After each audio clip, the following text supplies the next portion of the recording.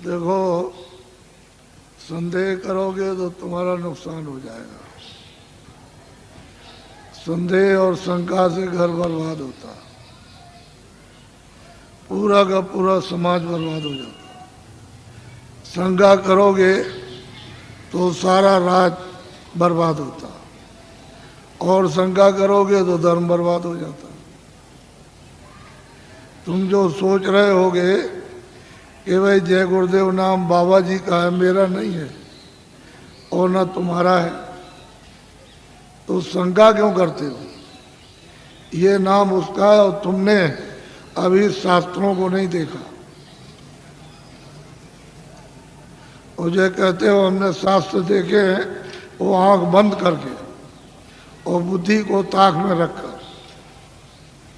कोई भी नाम हो, विष्णु भगवान के 1000 नाम और परमात्मा के अनेकों नाम, तो शंका क्यों करते? कोई भी नाम सतयुग का, त्रेता का, द्वापर का, कोई नाम हो जब तक सिद्ध नहीं होगा तब तक कोई नाम आत्म कल्याणकारी नहीं, आत्माओं को गति नहीं दे सकता।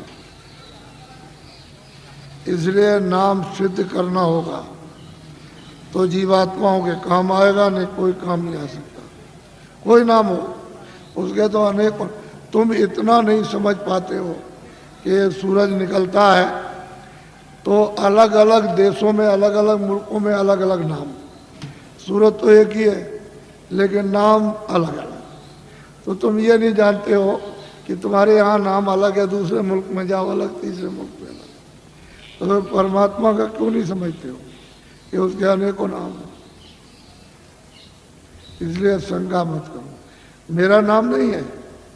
आप सोचते होगे कि भाई बाबा जी आए तो इनका नाम, मेरा नाम तो तुलसीदास है और आपका भी नाम नहीं, तो जय गुरुदेव नाम उस प्रभु का है, फिर आपको किस बात की शंका? बोलो जय गुरुदेव। जय गुरुदेव नाम किसका? अब बड़े ध्यान से सुनो, खड़े खड़े। ये तुम जो यहाँ रह रहे हो इस मृतलोक में, तो ये तुम्हारा देश नहीं है। ना यहाँ तुम्हारा घर है, ना यहाँ कोई सामान तुम्हारा। यहाँ तुम सब लोग परदेसी हो। आपका देश, आपका घर नहीं है। यह है बच्चों मृतलोक।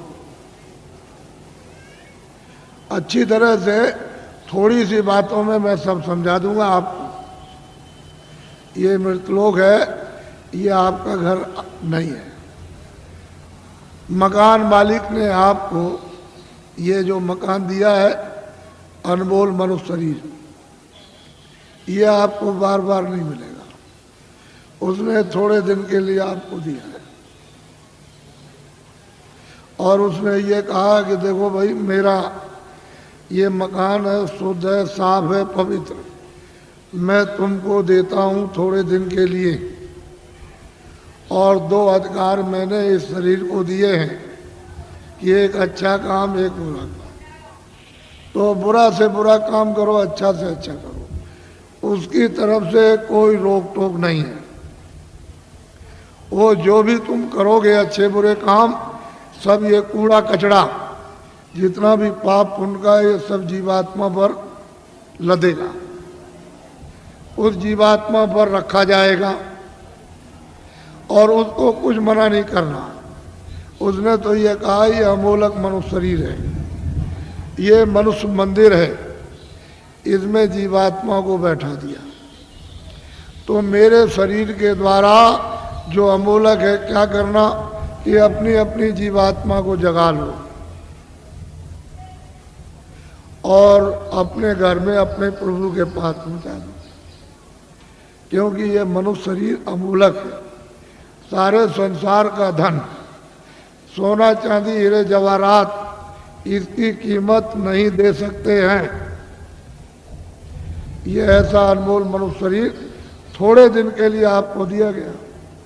तो आप इसमें लग गए, ये मेरा मकान है, ये मेरी दुकान है, ये मेरा राज है, ये मेरी खेती है, ये मेरा सोना, ये मेरा चांदी, ये मेरे बच्चे, ये मेरी जात है, और ये मेरा ये और मेरा ये, इसमें लग गए तो क्या हो गया? काम है, क्रोध है, लोभ है, मोह है, आशा है, तृष्णा है, झूठ है, छल है, कपट है, फरेब है, धोखेबाजी, दगेबाजी और चोरी और डकैती और हिंसा, इसमें आप लग गए। तो महात्माओं ने क्या कहा था कि देखो ये बुरा काम है और ये अच्छा है। इस बुरे काम से तुमको सबको, स्त्री पुरुषों को, बच्चों को दुख मिलेगा, तकलीफ मिलेगी, रोग मिलेगा, कोढ़ मिलेगा, अंधे हो जाओगे, बहरे हो जाओगे, गरीब हो जाओगे, सताए जाओगे और मारे जाओगे। ये सब ये है अच्छा काम, इससे सुख मिलेगा। यही दो बातें महात्मा गांव-गांव में घूम करके आपको समझाते थे और आप लोग उस बात का ध्यान रखते थे कि भाई बुरे काम से तकलीफ होगी, अच्छा काम करेंगे तो सुख मिलेगा। तो महात्माओं के उपदेश को सब लोगों ने छोड़ दिया और सब के सब अच्छे काम को छोड़ चुके, बुरे काम में लग गए। जब बुरे काम में लग गए तो आपको तो मालूम नहीं है कि उसने ये अमोलक मनुष्य शरीर थोड़े दिन के लिए दिया है। तो आप जब नहीं मालूम है तो जीवात्मा पर आप कूड़ा कचरा लाद रहे हो। इस बार तो जब घड़ा भर जाएगा तो ये तो बाहर से बहेगा, फूटेगा और टूटेगा और आग निकलेगी, जहर निकलेगा, तो तुमको तो कुछ मालूम नहीं। जब उसका तुम तो समझते हो कि ये मेरा है, तब तक समय इसका पूरा हो गया। अनमोल मनुष्य मंदिर का इसका समय पूरा हो गया। उसने अपने सिपाही बुलाए, इसने मकान मालिक, ये देखो ये है, ये लल्लू सिंह है, ये रामनाथ है, ये श्यामवती है और ये लीलावती, और ये मतलब जहांगीर है। इनका वक्त और समय हो गया, जाओ फौरन मकान खाली करा लो। तो कागज कहते हैं वारंट, वो फौरन लेकर के दौड़ पड़ेंगे और वहीं से आवाज देंगे, तुम इस वक्त में वहाँ हो अमेरिका में, तो जोर से यही से देंगे कि लल्लू सिंह तुम्हारा वक्त पूरा हो गया और आप तैयार हो जाओ मकान का। तो यहाँ से फौरन, यानी क्षण भी नहीं लगेंगे, वहाँ आवाज पहुंचेगी और जोर से धक्का मारेगी तो लल्लू सिंह उलट जाएंगे, वही गिर जाएंगे, आंखें अंधी हो जाएंगी, कान बहरे हो जाएंगे, बुद्धि पागल हो जाएगी, जबान बंद हो जाएगी, बस उसी जगह फौरन। और वो सिपाही यहाँ से एक क्षण भी नहीं लगेगा, अमेरिका पहुंच जाएंगे और कहेंगे देखो ये मालिक का हुक्म हो गया, मकान खाली।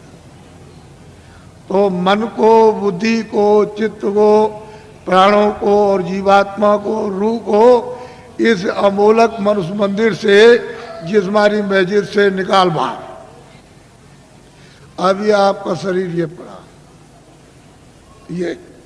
ये मिट्टी है, ये मकान और ये जमीन और ये राज, ये पाट, घर का सामान, दुकान का सामान, दफ्तर का सामान, ये हिंदी, ये अंग्रेजी, उर्दू, ये आपकी ये पड़ी, ये पड़ा, सब सामान ये पड़ा। अब ये बताओ, ये इनमें से कोई सामान तुम्हारे साथ जाएगा? बोलो जाएगा? तो तू कैसे कहता है कि मेरा है? ये कैसे कहते हो कि मेरा है? ये राज मेरा है, ये दुकान मेरी है, दफ्तर मेरा है, ये खेती मेरी है, ये मेरा है, ये कैसे?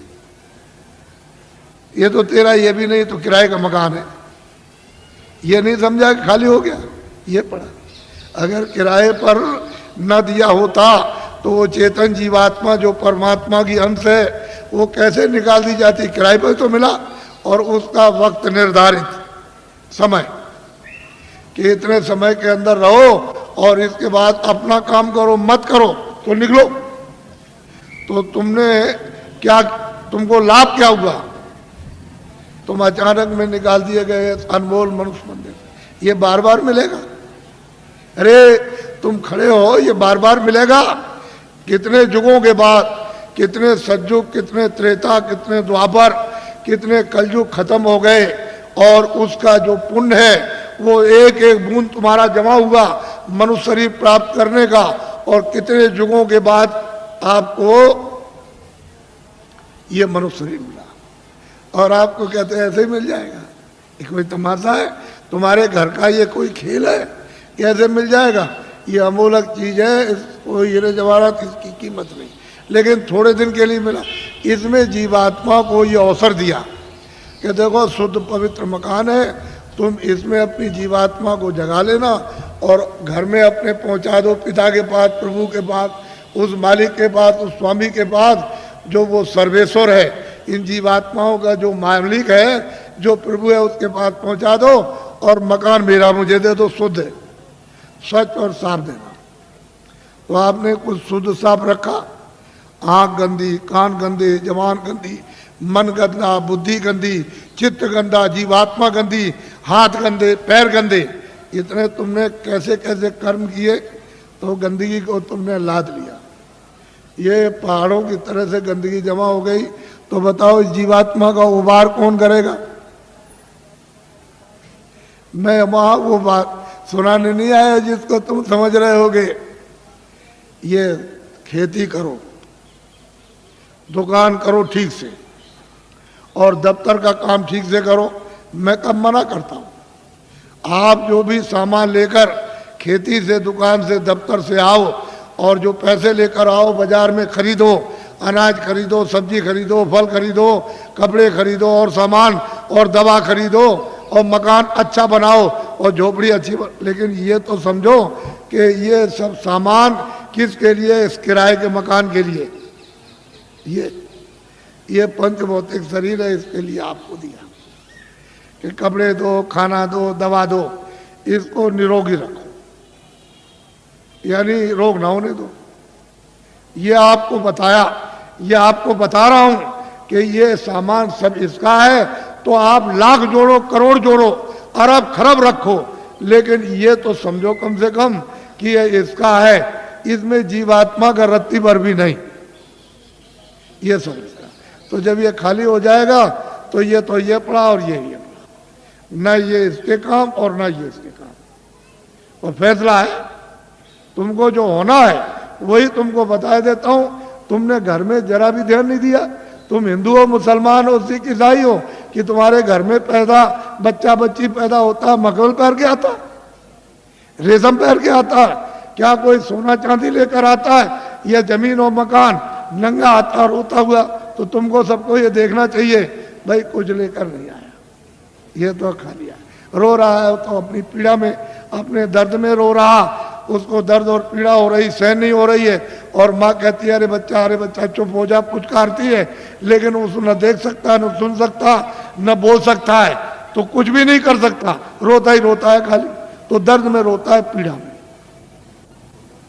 तुम जब इधर आए, जरा बड़े हो गए, तो तुमको बताया ये सब कुछ, और तुम्हारे जाने का जब समय हो गया तो तुम्हारी बुद्धि यहाँ रखवा ली, और देखना यहाँ रखवाया, और सुनना यहाँ रखवाया, बोलना यहाँ रखवा लिया, सब रखवा लिया उसने जितना भी था।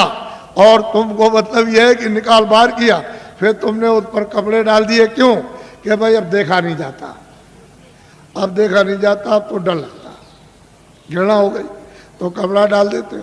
तो इतना नहीं तुम देखते हो, जब ले जाते हो कपड़ा ढक करके, तो वहाँ गड्ढा खोद के गाड़ देते हो लकड़ियों पर रख करके, और इसको रखते हो और जलाते हो। तो तुमने आग लगाए तो देखा नहीं कि फूक हृदय, यानी कपड़ा जल गया, नंगा हो गया।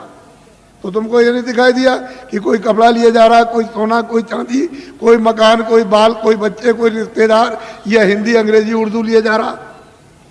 ये जाते में सब रखवा लेगा, आते में कुछ ले आने नहीं दिया। तो ये आपको समझना चाहिए कि ये किराए का मकान आपको थोड़े दिन के लिए दिया है, तो आप कोई घर बार मत छोड़ो। मैं कोई घर बार छोड़ाने थोड़ी आया हूँ। तो खेती करो, दुकान करो, और दफ्तर का काम कैसे करो? ईमानदारी, मेहनत, झूठ नहीं। झूठ और धोखा और बेईमानी और चालाकी और मारपीट और हिंसा और दगेबाजी और सीनाजोरी और जबरदस्ती, बेईमानी, ये नहीं। ईमानदारी, मेहनत। घर में आओ, अपने बच्चों की सेवा करो, ये दो ही तो आपकी ड्यूटी है, और क्या ड्यूटी। और जब आप जाओ सोने, कोई काम ना हो, तो ये मनुष्य मंदिर है, इसमें जीवात्मा बैठी हुई है और ऊपर से परमात्मा 24 घंटे बोल रहा, एक क्षण भी बंद नहीं होता। 24 घंटे उसका कथा कीर्तन आरती 24 घंटे हो रही है, और तुम्हारे कानों तक आवाज दे रहा कि तू मेरी आवाज को सुन ले, और मेरी आवाज को सुनकर पकड़ के मेरे पास चला। तो तुम कभी सुना? कूड़ा कचरा लाद लिया इस पर। तो मैं तुमको जरा बताता हूं, ये तो बहुत से डॉक्टर हैं यहाँ, और आप पढ़े लिखे हो, विद्वान हो, आप जानते हो कि जीवात्मा कहाँ है इस शरीर में।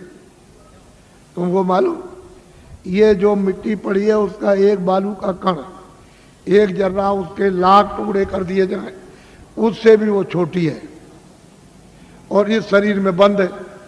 तो किसी ने एक्सरे में, किसी ने आले में बताया? कहीं नहीं पता चलता। सब लोग आला खींचते हैं कि इसमें कौन है, कौन निकल गया और कौन डाला गया, लेकिन कहीं कुछ नहीं। तो मैं तुमको बताता हूँ, तुम तो मतलब ये है कि मेरी बात पढ़े लिखे अनपढ़ सब सुनो। देखो ये मनुष्य शरीर, बच्चा पीछे हो जाओ, इधर पीछे मत खींचना नहीं फोटो को, ये सत्संग हो रहा है नहीं, आप कुछ मत करो। ये फोटो किस लिए खींच रहे हो? अभी मत खींचो। देखो मेरी तरफ, ये अनमोल मनुष्य शरीर है, ये मनुष्य मंदिर है, इसमें 24 घंटे देववाणी, आकाशवाणी, आसमानी आवाज, कलमा और आयतें हो रही हैं। मैं तुमको इधर बताता हूं, देखो इधर, ये जीवात्मा न इधर है न इस तरफ है, न ये इधर बैठी हुई न इधर, और न इस तरफ है, यानी इधर नीचे कहीं नहीं। अब मेरी तरफ देखो, ये दोनों आंखें बीचों बीच में, ये जीवात्मा दोनों आंखों के मध्य में, दरमियान में ये बैठी हुई। यहां उस जीवात्मा में एक आंख है, वो तीसरी आंख, तीसरा नेत्र, और शरीर में दो आंखें। कितनी आंख हुई? बोलो, जोर से बोला करो ताकि समझ में आ जाए। 3 आंखें हो गई। देखो इधर, ये जीवात्मा दोनों आंखों के बीचों बीच बैठी हुई है। उस जीवात्मा में एक कान है और शरीर में 2 कान। कितने कान पे? 3 कान पे। अब तुम समझ लोगे तो जल्दी आ जाएगा। ये जीवात्मा बैठी हुई है दोनों आंखों के बीचों बीच। उस जीवात्मा में एक नाक है और शरीर में 2 नाक। कितनी नाक हुई? 3 हो गई। तुमको कभी किसी ने बताया कि 3 आंख है, 3 कान है, 3 नाक है? कोई बताने वाला तुमको मिला? पहले सोचो इस बात के लिए। तो इधर देखो, ये 2 आंख, 2 कान, 2 नाक, ये तो शरीर में। ये बाहर का काम करते हैं, सुनने का और देखने का और सूंघने का। अब जो अंदर में जीवात्मा जो बैठी है, उसमें एक कान है, एक आंख है और एक नाक है। तो इस आकाश के ऊपर सुनने का काम करेगी, देखने का और सूंघने का। तो तुमने कभी शास्त्रों में कि स्वर्ग की और बैकुंठ की बहिष्ठी कितनी सुगंधी है, तुमने कभी सुना? तो ये नाक सूंघेगी। वहां कितनी सुंदरता है, यानी कितनी वहां खूबसूरती है, तो ये आंख देखेगी ये बाहर की। तुमने कभी किसी से पूछा?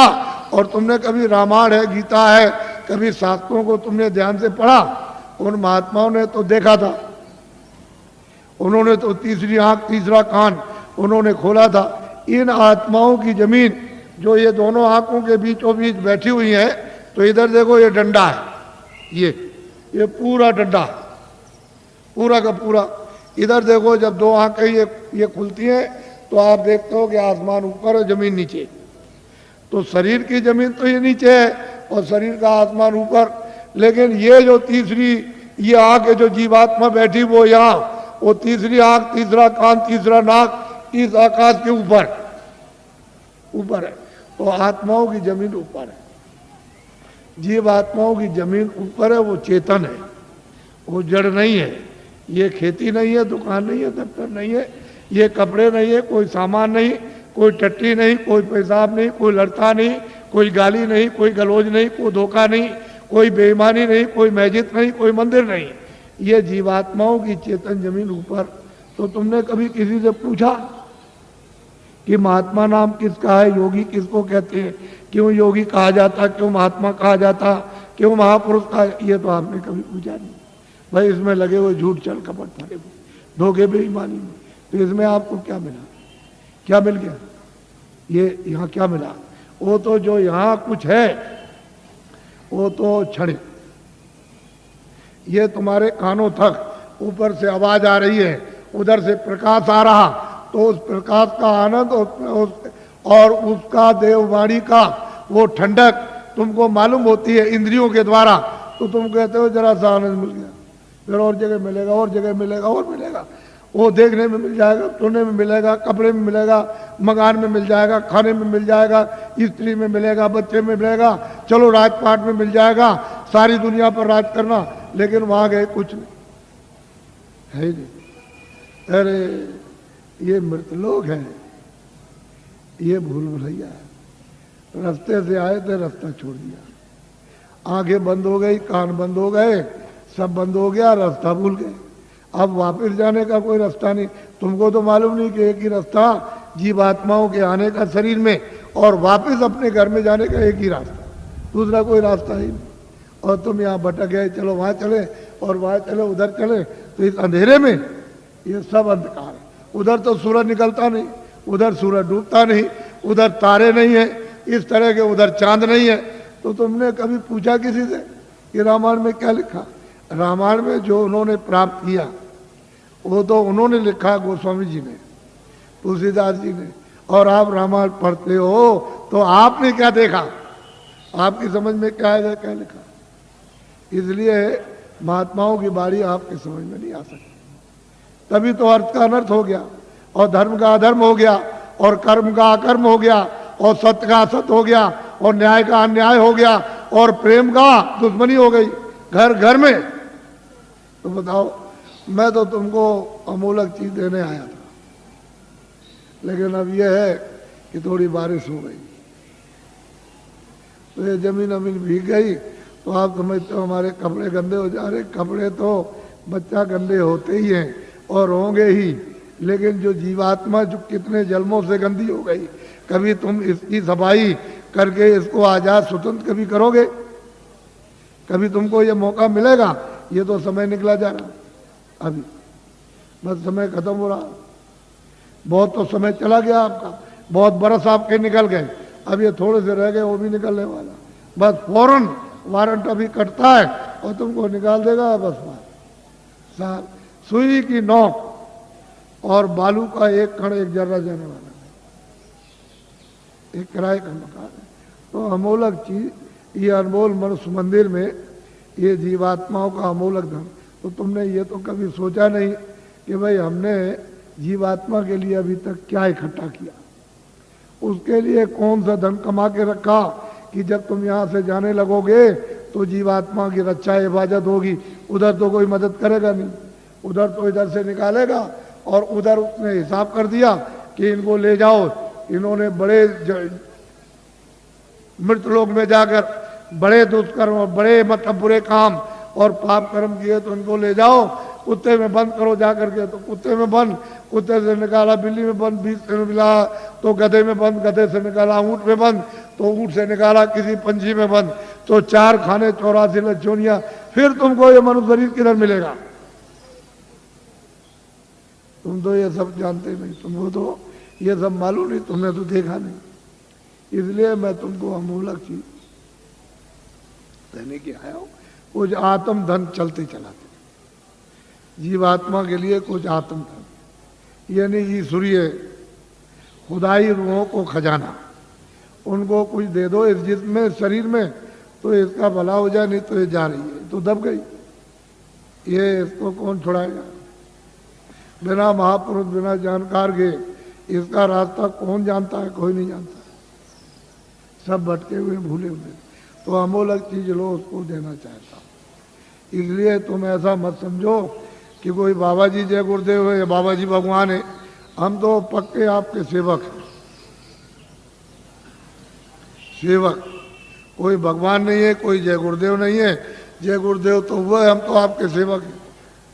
सेवा करने का मतलब यही होता है कि तुम्हारी गंदगी को साफ, जो तुम्हारी गंदगी धोता है, साफ करता है, उसका नाम सेवक ही है।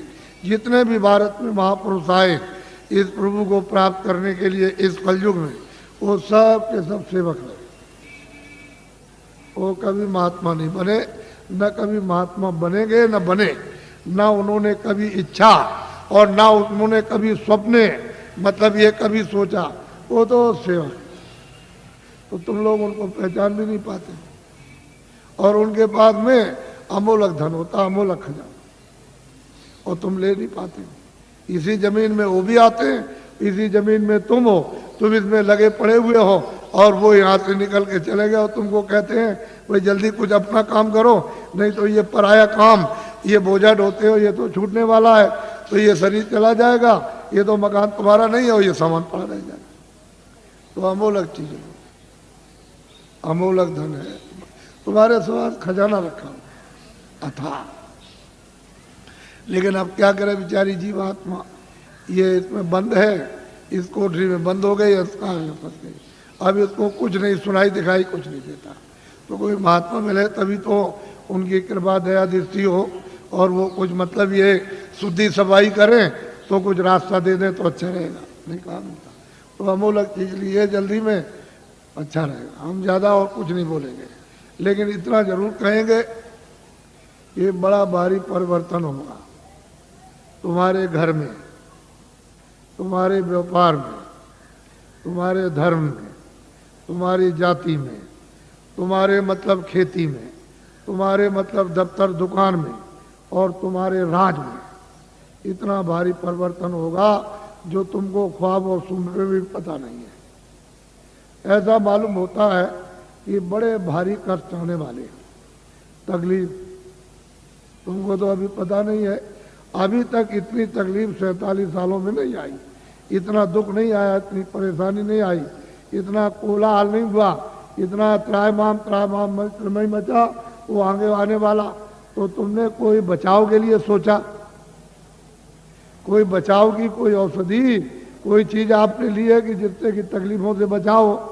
तो उसके लिए तो कुछ नहीं। लेकिन मैं तुमको इशारा किए देता हूँ ताकि तुम दुकानदार हो, पढ़े लिखे हो, ताकि तुम भी ये समझ जाओ। देखो मेरी विनती प्रार्थना है कि आप कोई भी आंदोलन हड़ताल तोड़ दो। दुकान को बंद करना, दुकान को जलाना, कारखाने को बंद करना, कारखाने को जलाना, दफ्तर को बंद करना, दफ्तर को जलाना, फिर बस को तोड़ना, रेल को तोड़ना, सड़क तोड़ना, ये सब अमानवीय काम आप लोग अपने अपने सब लोग बंद कर दो।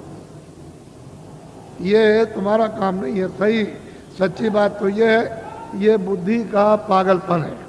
इसको तो आप बंद कर दीजिए। क्यों बंद कर दीजिए? यही जब तुमको राज मिला था और खजाना तुमको मिल गया, फौज फाटा, कागज पत्थर और दफ्तर मिल गए, प्रजा मिल गई, तो इसको सबको उपदेश करना चाहिए था कि ये सब सामान तुम्हारा है। दफ्तर तुम्हारा, खेती तुम्हारी, दुकान तुम्हारी, कारखाना तुम्हारा, बस तुम्हारी, और तुम्हारा मतलब ये रेल तुम्हारी, सड़कें तुम्हारी, और तुम्हारे काम आएंगे, सब तुम्हारा है। और ठीक भी बात है। अभी मैं रास्ते में आ रहा था तो रास्ता जाम है, तो सड़क तो आप भाई आपकी है, आप आ रहे हो, आपके काम आएगी। तो मतलब इसका मतलब ये नहीं है कि आप नहीं गए उस सड़क पर तो आपके काम आएगी, आप 2 दिन बाद जाओगे तो सड़क जाम हो जाएगी। तो आपको तो ये जानना चाहिए सब चीजें मेरी है। अब इनको आपने जला दिया, जलवा दिया, जला दिया, तोड़ दिया, फोड़ दिया, दुकान को, दफ्तर को, कारखाने को, इसको उसको, तो ये जो आमदनी का नुकसान हुआ ये किसका हुआ? हे बच्चों, तुमने अपनी आमदनी उसको जला करके खाक कर दी, अब रो रहे हो। तो ये लोग राज कर रहे प्रांतों में और वहाँ सेंटर में, तो देखा इनको कि भाई अब पैसा नहीं रह गया, अब क्या किया जाए? तो ये बाहर भगे, बाहर से ले आए कर्जा मांग करके, हमारा देश गरीब है तो हमको कर्जा दे दो।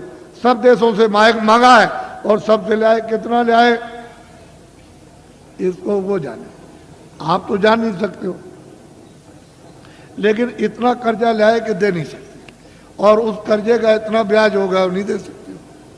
अब कहाँ लगाए कहाँ नहीं लगाए तो आप जानो। लेकिन मैं तो इतना ही कह सकता हूँ। पर ये आपको बताना चाहता हूँ कि वो भी जो कर्जा लाए तो खत्म, पता नहीं कहाँ चला गया। अब ये लोग भगे कि देश कैसे चलेगा, तो वहाँ सरकारों से मिले हर मुल्क में कि देखो भाई हमारा देश बहुत गरीब है, और मतलब यह है कि अपने देश के बड़े बड़े उद्योगपति सेठ साहूकार पैसे वाले हमारे देश में भेजो, हम सुविधा सब प्रकार की देंगे और वो पूंजी का यानी रुपए पैसे का फैलाव कर दे विस्तार। तो लोग वहां से चल पड़े। तो मैं 4 साल से बोल रहा हूं लगातार कि देखो भाई उनके आने का यहाँ मुहूर्त नहीं है। विदेशी उद्योगपतियों का भारत में रुपया पैसा फैलाने का, पूंजी निवेश का यानी मुहूर्त नहीं है, योग नहीं। और ये भी साथ साथ कहता हूं कि तुम लोग भी विदेश में पूंजी का विस्तार जाके मत करना, क्योंकि तुम्हारा विदेश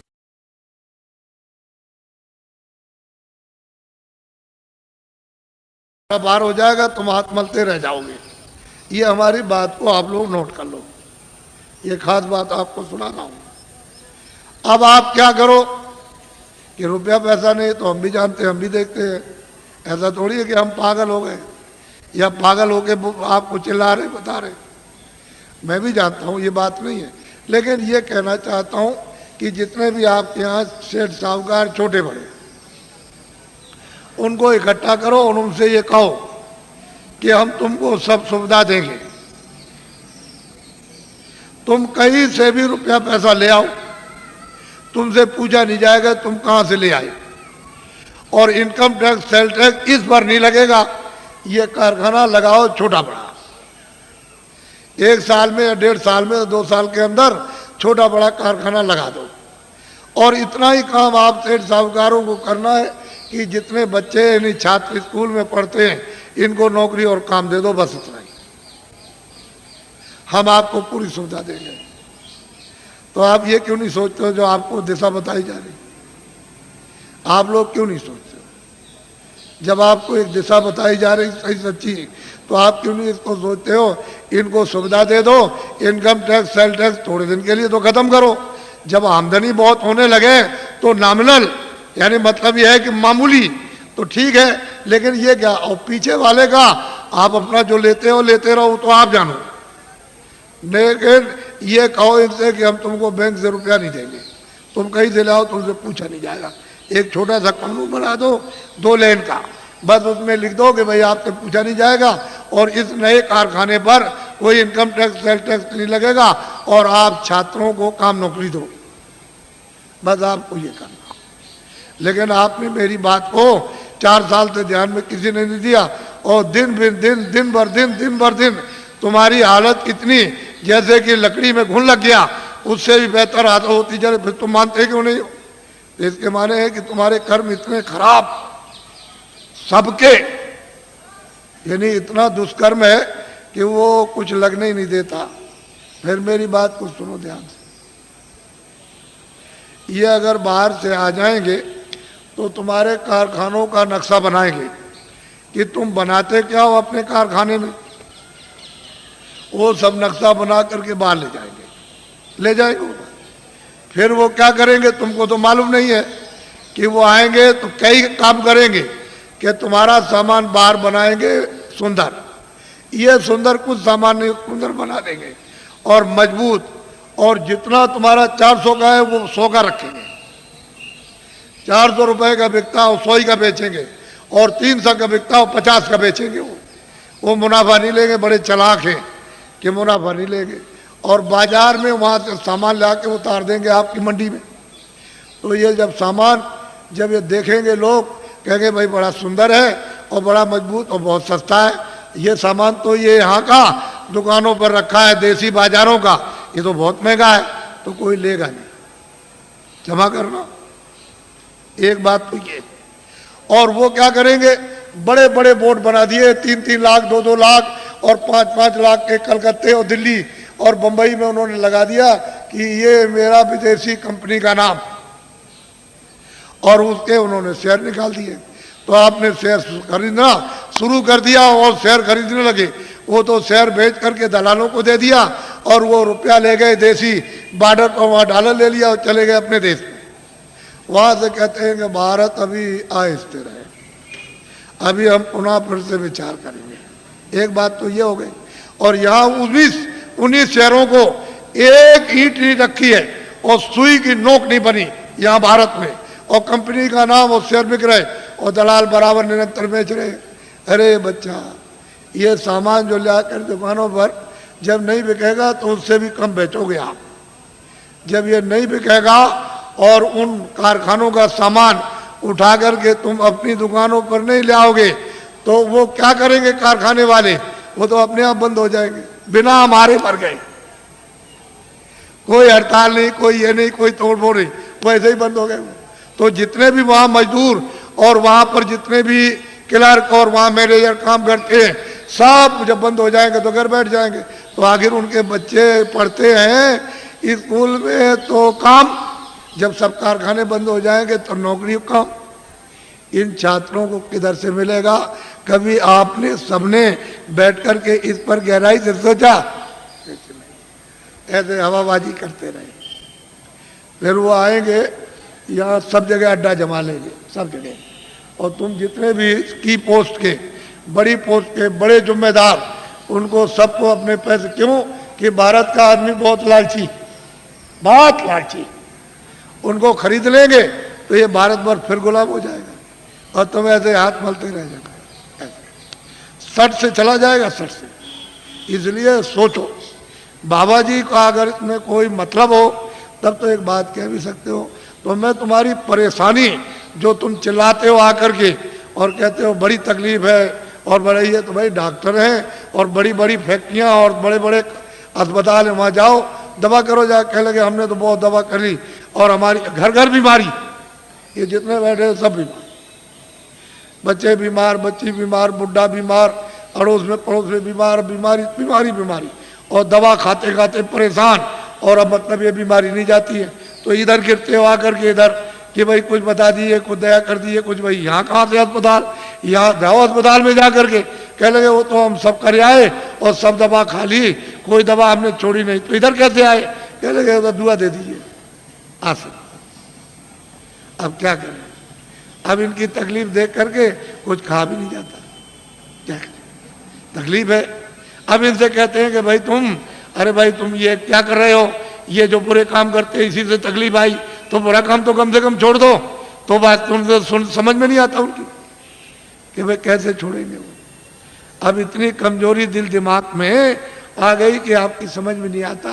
तो बच्चों, बचाव का रास्ता लो। तकलीफ तो आगे वाली सब चिल्लाएंगे, बचने वाला कोई भी नहीं है, सब चिल्ला। अब देखिए आप सब चिल्लाओगे अभी देखो, और बाहर के तो वो चंडी है, चंडी एक देवता, मेरी तरफ सुनो, चंडी एक देवी है। तो तुमको तो मालूम नहीं कि देवता है कि देवी है, ये तो आप कुछ जानते नहीं हो, कुछ नहीं मालूम। तो चंडी 4 सालों से निकली है। एक हाथ में तो मसाल है और दूसरे हाथ में उसके एक तलवार है, और निकली हुई है सब सारे देशों का वो दौरा कर रही है, मुल्कों का। तो जिस देश में जाती है वहाँ धन गायब कर देती है। ये जो भी उस देश के धन का नाम होगा वो गायब। तो वहाँ की जनता कहती है कि भाई धन किधर गया? तो जो सेठ साहूकार वो भी कहने लगते हैं कि भाई ये धन किधर चला गया। फिर वहाँ का जो शासन करते हैं, राज करते हैं, वो भी कहने लगते हैं कि भाई ये धन किधर चला गया, अब क्या किया जाए, कुछ ऐसा करना चाहिए, कुछ ऐसा। दूसरे मुल्क में जाएगी वहाँ का, तीसरे मुल्क में, सब मुल्कों में जाएगी और भारत में भी आएगी। वो छोड़ नहीं सकती भारत को भी। यहाँ भी आएगी तो यहाँ के धन को गायब कर देगी। तो यहाँ जनता कहेगी कि अरे भाई मतलब धन किधर चला गया, ये सेठ साहूकार सब लोग कहेंगे भाई धन किधर गया। वो शासन करते हैं दिल्ली में, प्रांतों में, ये भी कहेंगे कि भाई धन किधर चला गया, समझ में नहीं आता। ये सब मुल्कों के जब सब के सब चिल्लाने लगे और रेडियो और अखबारों पर आने लगे, अरे बच्चा तब मेरी बात को मान लेना, अभी तो सुन तो ले, तब तो तुम मानना बात को। लेकिन लिख के तो रखो कि बाबा जी आज मतलब ये 26 तारीख को आपके धार में आए और वो उन्होंने ये बात कही सबके लिए, किसी मुल्क को छोड़ा नहीं, कोई आपके जात पात, इसमें कोई हिंदू मुसलमान की बात या कोई आलोचना की बात हो तब तो एक बात कहो यहाँ तो सब मनुष्य इंसानों की बात हो रही। तो आप लोग अगर सुनोगे नहीं और बचाओ नहीं तो फिर समझ लो आप कि क्या मुसीबत आ रही है आगे। देखना जब एकदम घटना हो जाती है तो मतलब यह है कि पानी आ जाए और लोग कोई कह कर के जाए कि भाई घर का सामान छत पर रख देना ऊपर और बाल बच्चों से और जानवरों से होशियार रहना, तो तुम सोचे रहे अच्छा देखा जाएगा, तब तक उधर से पानी आया, घर में घुस गया। और जब तक तुम जगे तब तक इतना हो गया, वो बच्चा सो रहा था, तुम अपनी जान लेके वो भगोगे कि बच्चे को बचाओगे। बच्चा छूट गया, सामान तो सब गए और जानवर बंधे थे मर गए। तो जो कह करके गया था तुमने उसकी बात क्यों नहीं सुनी? वो तो तुम्हारे हित की बात कर रहा था, उसका क्या हित था? अरे जो कह के गया उसका लाभ मुझे बताओ क्या था? वो तो ये देख रहा था आपको दुख होगा तो जब मैं रोएंगे चिल्लाएंगे तो मुझे भी दुख होगा, तो वो कह के गया था आपको, तो सुनना चाहिए था। सीधी सादी बात, समय बड़ा खराब आ रहा। अच्छा अब मैं आपको अमूलक चीज दे दूं, ये तो बाहर की बातें समझा दी, आपको थोड़ी सी इशारा कर दिया, लेकिन ये बात जरूर है कि घर बार तुम कभी मत छोड़ना, खेती मत छोड़ना, दुकान मत छोड़ना, दफ्तर का काम। जो भी आदमी घर बार छोड़ के बच्चों को छोड़ के चला जाएगा काम काज और साधु हो जाएगा, उसको कभी भगवान नहीं मिलेगा, कभी भी नहीं मिल सकता। ये पहले मेरी बात को ध्यान से सुनो, अपने घर में रहो, बच्चों के बीच में रहो, इसी जगह, और 23 घंटे तुम मेहनत करो इस शरीर से, शरीर के लिए दुकान करो, दफ्तर का काम, खेती करो, इस शरीर के लिए, भोजन कपड़ों के लिए, इसके लिए, दवा के लिए, सब, और बच्चों के लिए, इसके लिए, और 1 घंटा उसमें से बचाओ अपनी जीवात्मा के धन के लिए, ताकि इसको कल्याण हो जाए, इसकी मुक्ति हो जाए, ये आवागमन से छुटकारा पा जाए, न जल में न मरे। 1 घंटा तुम नहीं बचा सकते हो और 23 घंटे इसमें तुमको लगाने को कह रहे, तुमको ये तो नहीं कह रहे कि तुम छोड़ देना को, ये तो सोचो तुम। और मैं तुमको इसी मनुष्य रूप मंदिर में, इसी में जो अनमोल मनुष्य मंदिर जो दिया है जिसमें जीवात्मा बंद है, उसी में मैं अभी रास्ता आपको बताता हूं। अभी इसको कहते हैं नामदान। इसके पहले 2 चीजों का ध्यान रखो हमेशा कि शाकाहारी हो जाओ। जितने भी अनाज है, सब्जी है, फल है, दूध है, घी है, 100 बार खाओ। कितने बार? 100 बार। तुमको भूख लगे उससे भी ज्यादा खाना। तुमको कोई मना करने आए तब कहना। अच्छे मकान में रहो, अच्छी झोपड़ी में रहो, मना कौन करता आप? लेकिन शाकाहारी, अशुद्ध आहार मत करना। बस इतना ही बचत करनी है कि आपको अशुद्ध आहार नहीं करना। किसी आदमी का, किसी बच्चे का, किसी पशु का, किसी पंछी का अशुद्ध आहार नहीं करना। शुद्ध आहार करो आप, जिससे शुद्ध बुद्धि रहे। भाई इतना ही तो आपको बताना, क्योंकि अशुद्ध आहार से तो तरह तरह घर में झगड़ा, बाहर झगड़ा, ये झगड़ा, वो झगड़ा, ये बीमारी, वो बीमारी, वो बीमारी, वो बीमारी, वो बीमारी, वो तो फैलने वाली है। अभी बीमारी जो फैलेगी उसको तो अभी आपने देखा ही नहीं। तो असल में शाकाहारी, शुद्ध आहार। दूसरा है बीड़ी पियो, तंबाकू पियो, कब। मैंने तो कभी पिया नहीं, मुझे तो मालूम है नहीं कि हुक्का बीड़ी तंबाकू कैसा होता। लेकिन ये बच्चे जो 18 साल 20 साल के खड़े हैं, वो बीड़ी तंबाकू हुक्का नहीं पीते, कभी मत पीना। जो बच्चे नहीं पीते कभी मत पीना, एक खराब आदत न डालना। जो पीते हैं वो पी लो, आपके लिए मत। लेकिन बच्चों बच्चियों, ऐसा कोई नशा मत करो जो तुम्हारी बुद्धि पागल हो जाए। तुमने इसको नहीं सोचा? कोई नशा मत करो किसी तरह का हो जो बुद्धि पागल हो जाए और तुम अपने घर में बच्चे बच्ची को और अड़ोस पड़ोस में बहू बेटी को पहचान न सको। ऐसा कोई नशा मत करो। और चले जा रहे हो तुम, तो सामने तुमने समझा कि जमीन बराबर, और वहाँ गड्ढा मिला, उसमें पैर चला गया तो पैर टूट गया और सिर लड़ गया गड्ढे में तो सिर फट गया, मर गए। ऐसा कोई न रामायण कहती है, न महात्मा कहते हैं, न कुरान कहती है, न फकीर, न मस्जिद कहती है, न मंदिर कहते हैं, न शिव जी कहते हैं, न आपको कोई और। ये कोई ओ जो कहते हो शिव जी भांग पीते थे, भांग पीते थे, भांग पीते, तुमने भांग पीते हुए देखा? वो भांग नहीं थी, वो कोई और नशा था। ये झूठी बात है। जो लोग उनके नाम से भांग पीते और कहते हैं वो भांग पीते थे, भांग नहीं पीते थे। ये ऐसा देवता कभी भांग नहीं पीता, वो भांग नहीं पीते, लेकिन तुमने ये दो चीज़ों से बचो, बाकी तो कोई मैंने मना किया नहीं। मैं तो एक सीधा साधा आपका सेवक हूँ, एक आदमी हूँ, और सही सच्ची बात तुम्हारे सामने तुमको बताने आए हो। तुम नहीं जगोगे, नहीं समझोगे तो मैं इसके लिए क्या करूँगा?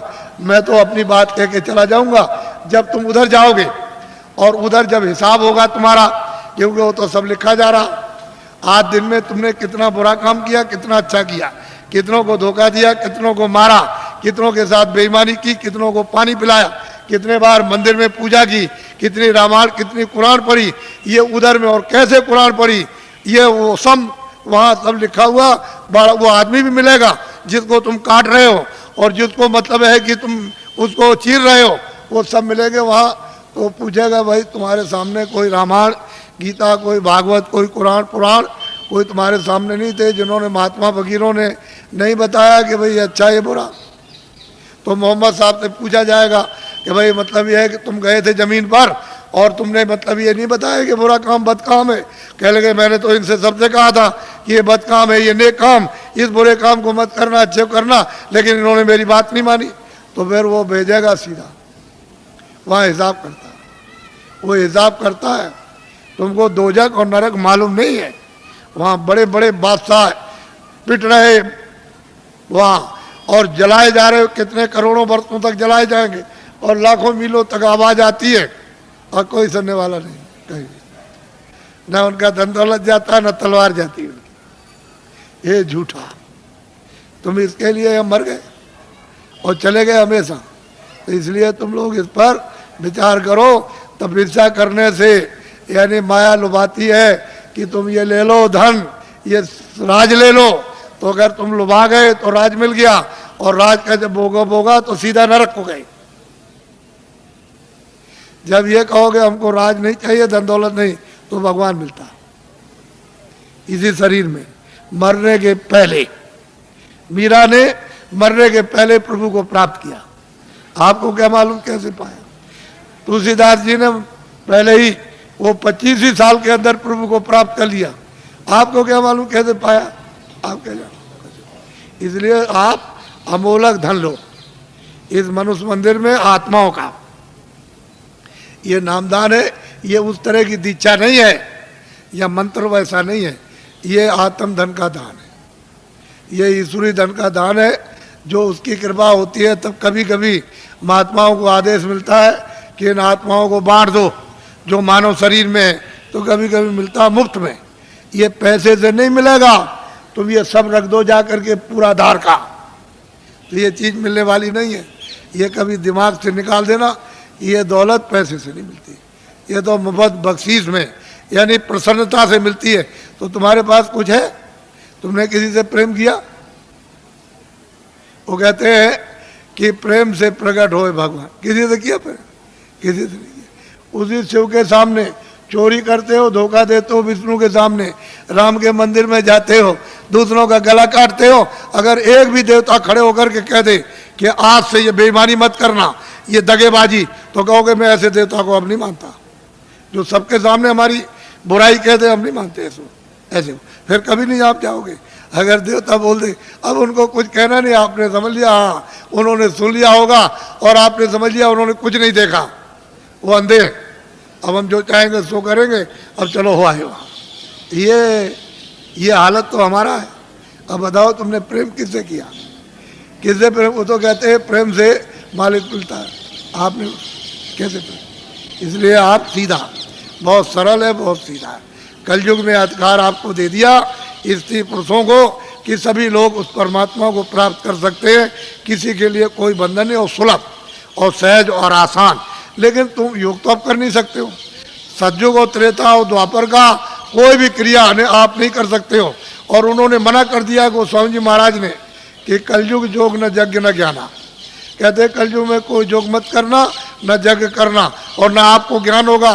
कलयुग में तो कहते हैं कि नाम आधारा, और नाम कौन सा वो मैं बताऊंगा आपको, अभी आपको बताता हूँ। तो आप लोग, आप सब खड़े रहना, बैठना कोई नहीं, खड़े खड़े बताऊंगा आपको और खड़े खड़े करवाऊंगा, घबराइए नहीं। जो जो भगवान का नाम बोलूं सब लोग एक साथ एक आवाज में बोलना, और सब लोग बोलेंगे जो बैठे खड़े, शुद्ध बोलना, शुद्ध, अशुद्ध मत बोलना, शुद्ध बोलना।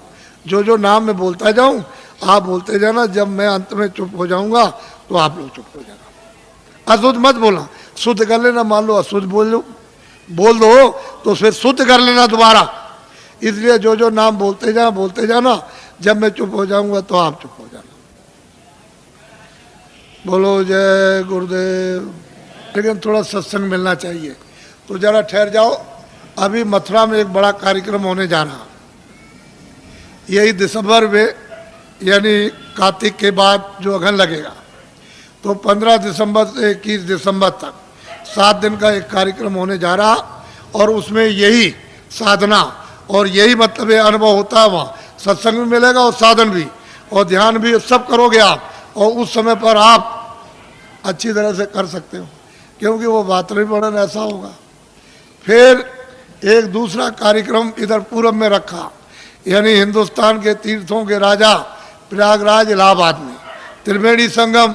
तो त्रिवेणी संगम पर 25 फरवरी से, ये तो 96 में मथुरा का, और वो इलाहाबाद का 97 में, 25 फरवरी से 6 मार्च तक 97 में 10 दिन का होने जा रहा बड़ा कार्यक्रम।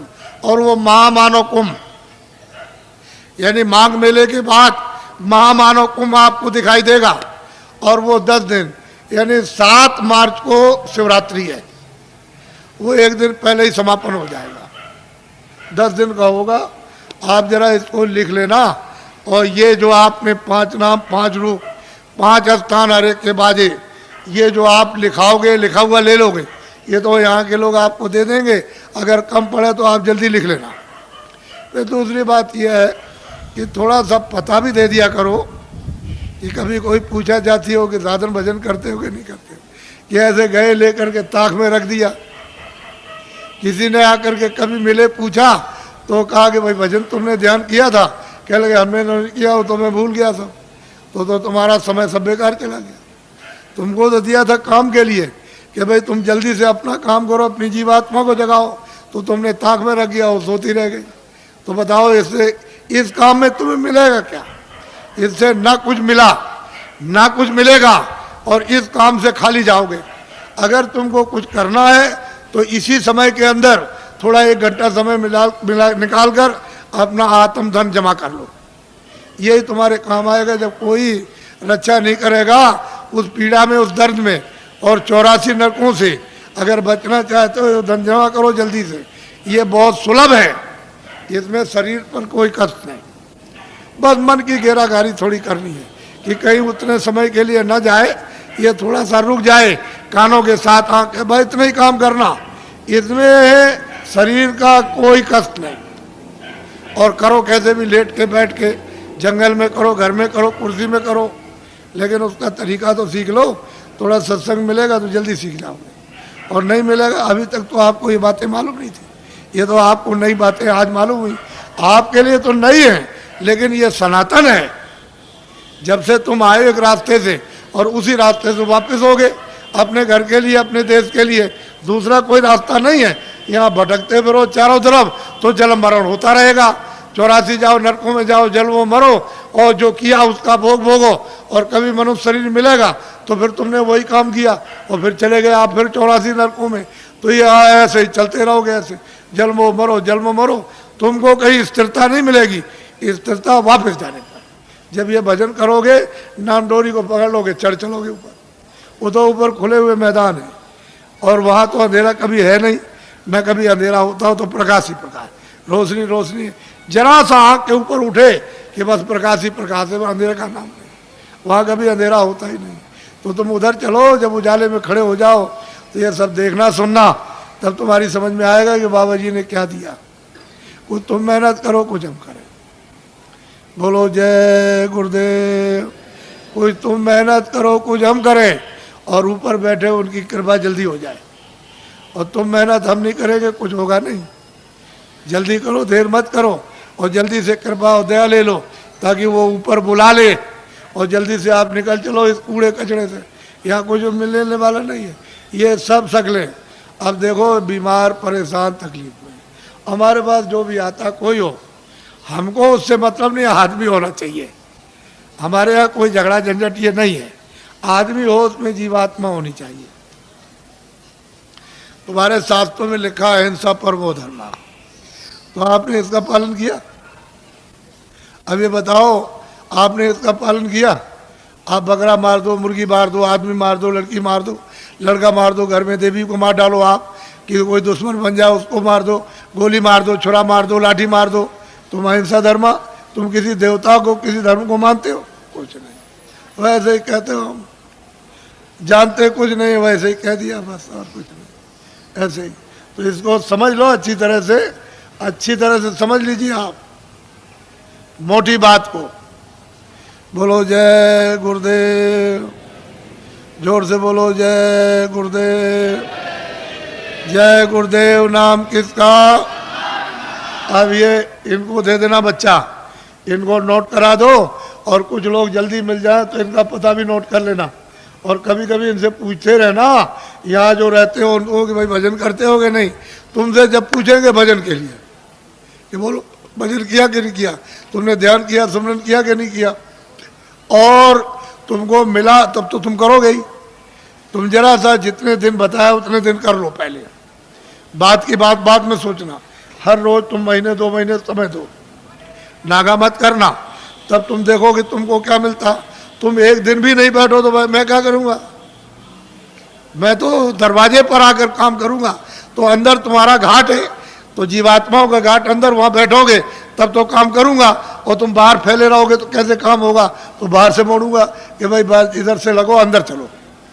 अंदर तो खुला हुआ है, खुले हुए लोग, उधर स्वर्ग भी है, बैकुंठ भी, बड़े बड़े लोग हैं, उधर ब्रह्मांड भी है, उधर ब्रह्मा भी मिलेंगे, विष्णु भी मिलेंगे, शिव भी मिलेंगे, देवी देवता भी मिलेगी, ईश्वर, उधर बड़े बड़े अनेकों लोग, अनेकों ब्रह्मांड अनगिनते। लेकिन रास्ते से चलो तब मिलेगा कि ऐसे ही मिल जाएगा? बोलो जय गुरुदेव। अब देखो, जितनी तकलीफ आपको हमको सब मालूम है। हम किसी के सिर पर हाथ रख देते हैं तो अपने को फौरन पता चलता है, ऐसे ही रखकर बस इतना ही रख दिया, मालूम हो गया कि तुमको कितने प्रकार की तकलीफें हैं, और यह भी पता चल जाता है कि तुमने क्या अपराध किए। हमने तो आपसे कुछ कहा नहीं, हमने कोई घृणा तो की नहीं, या कोई नफरत की हो आपसे, तो आपको तो ये सोचना चाहिए था। हम तो आपकी भलाई के लिए सोचते हैं, कुछ तकलीफ चली जाए, 1 पैसे 2 पैसे, कुछ बीमारी चली जाए, कुछ परेशानी चली जाए, कुछ ये झगड़ा झंझट चला जाए, 1 पैसे 2 पैसे, 1 आने 2 आने, तो तुम कुछ वो भी नहीं लेना चाहते हो, तो फिर आत्म कल्याण क्या करोगे? कुछ नहीं कर पाओगे। तो अब महात्माओं के पास तो बहुत कुछ होता, तुम्हें लेने नहीं आता, और दे दे तो तुम रख नहीं सकते, फेंक दोगे। तुमको अभी क्या मालूम? कुछ नहीं। लो भाई जल्दी से, अब बता दिया, अब कुछ नहीं बताना। ले उनको कागज बांटो, और जल्दी से उनको बांट के समाप्त करो। अच्छा लेन में बैठ जाओ, लेन में बैठो, अब लेन में कागज बढ़ जाएगा, कागज ले लेना, कतार लगा लो लेन में, अभी मैं सबसे मिलूंगा, आपको घबराने की जरूरत